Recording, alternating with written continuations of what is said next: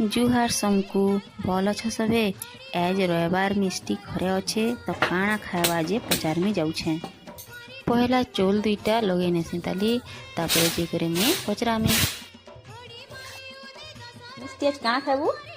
बैगन भुजा और साग टिके। ठीक है। सबु दिने छुआ माने स्कूल जाइकरी भल से टिके खाई नहीं पारन तो रविवार गुटे एंता दिन जेन दिने छुआ माने भल से खाएसन। हेतिर लगी तो मुई ई दिने मोर छुआर पसंद रे का आनसी। इहादे तो आमर आड़े चाष बास सब स्टार्ट हो गलान और बैर बगीचा थी कि पूरा फ्रेश तुन शाग मिलूची। आ जानी तो फ्रेश तुन शाग रु जेनटा भी बनाबो टिके बेसी टेस्ट आसी नी से के। बैगन भजा मोर हो गलान आ जानी तो गाँ गहरी रे शाग टिके नी हेले भल लागबा के।